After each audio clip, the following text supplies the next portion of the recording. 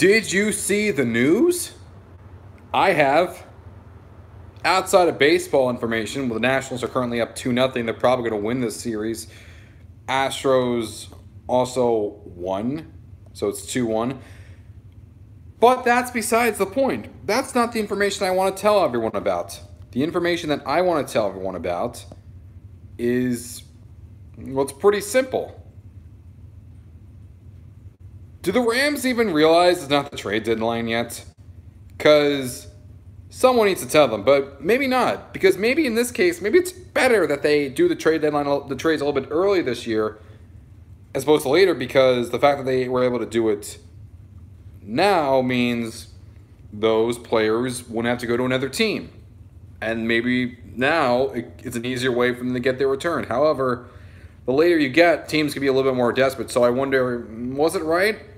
I'd say yes, it was. So what did they do? Well, they trade away, well, they made a few moves.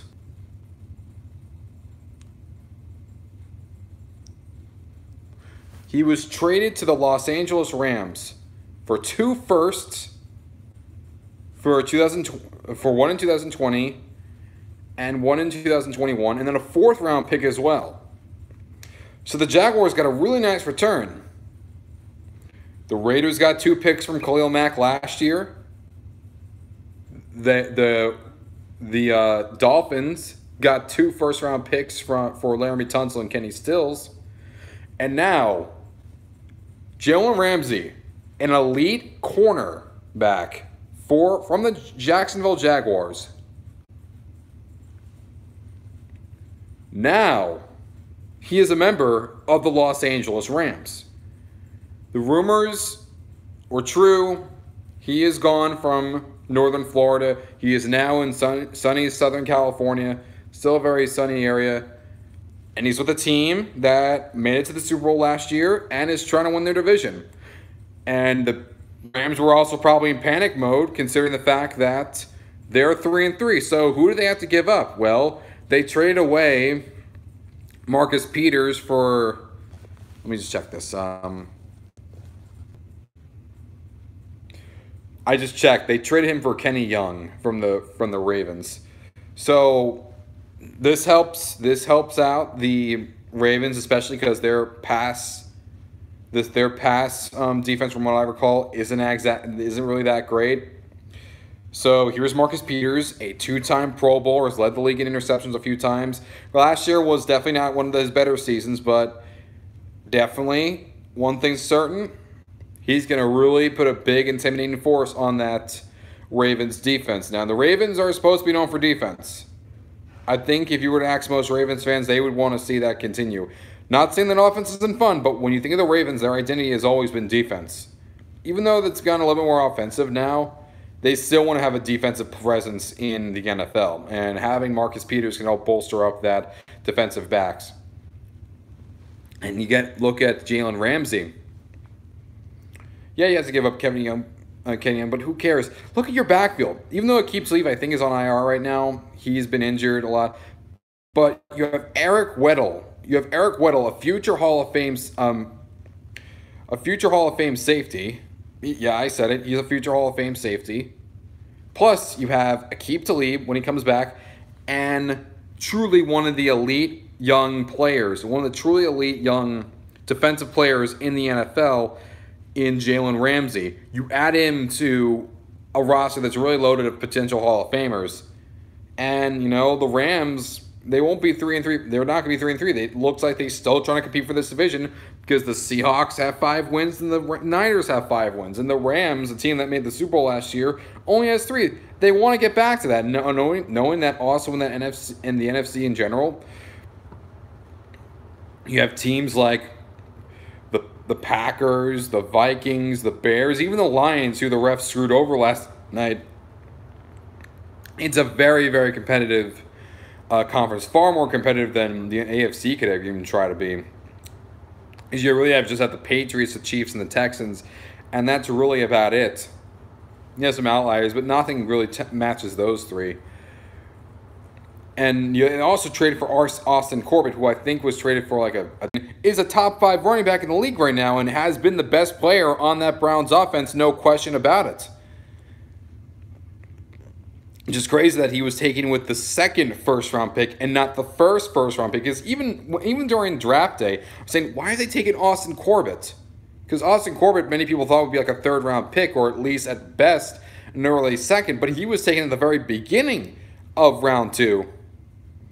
And, you know, he didn't do well at tackle. And they tried to play him at guard. He didn't do well there either. So he's at center. And, you know, with Joseph Noteboom now being done for the season, the Rams need offensive line depth, and they even need a starting guard. And who can help fill that void? Well, let's see. Let's call the Browns. And they're like, hi, Browns. I see that Austin Corbett hasn't been that great for you. Can you maybe cut your losses and send him to us? And maybe we can make some things better, because in the first year he didn't do well. And starting year 2, he has not improved. He's only regressed. And now here we are, and now he's not even a Brown anymore. He's a Ram. Now, if you be honest, I think he's in a much better situation than he would be with the Browns, because now he actually has a chance to start instead of sitting on the bench, because he's been mainly a depth guy in his time with the Browns. Not exactly something that you're hoping for with a guy that you would take very early in the second round. Very bad miscalculation by the Browns. They're very fortunate that Nick Chubb even was there at pick 33, at what, pick 35, 36.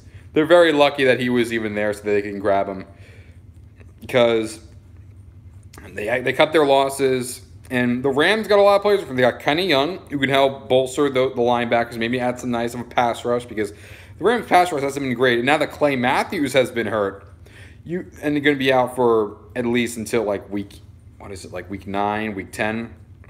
And he's a future Hall of Famer as well. Now, granted, you're not going to replace someone like Clay Matthews III, but, you know, Kenny Young could be a nice, serviceable linebacker, be a starter quality. And Marcus Peters for the Ravens, this helps very well as well.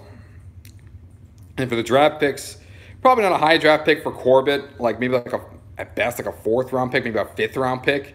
Probably a day 3 pick. And as for giving up for Jalen Ramsey, I'm happy that the Rams went all in.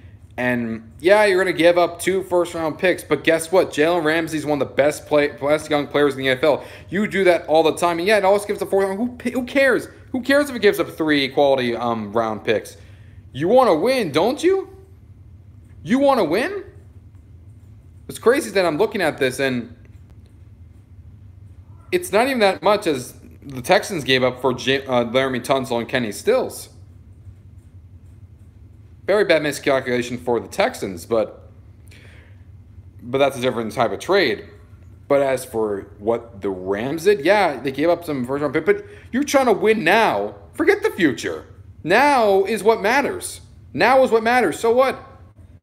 You can help with your draft capital that you have. You can maybe try to, I don't know, try to trade up for some high second rounders or third rounders. That's irrelevant. Your team's loaded. They should not be 3-3 right now. This states a message and saying, hey, guys, understand this. We're not trying to give up on the season. We're trying to compete right here and right now. And yes, we're going to lose Peters and we're going to lose all these draft picks. But guess what? You got Corbett, who can help up your offensive line. You have Kenny Young, who can help your linebacking core. And you have Jalen Ramsey, who's going to bolster up that secondary with 2 potential Hall of Famers and Eric Weddle and Aqib Talib. That's pretty good if you ask me. That's pretty good if you ask me. The Rams are going to be against the Falcons. It's going to be a lot easier of a game for them. I don't expect Jalen Ramsey to play this week or even Corbett or Young, because they're going to be used to it. Maybe Corbett could play.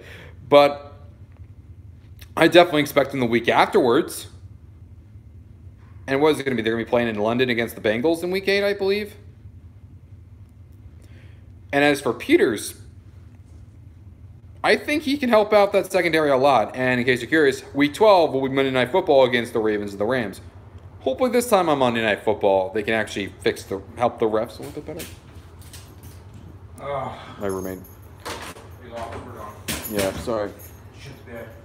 They only had 3 kids and they were allowed to play. Fuck that.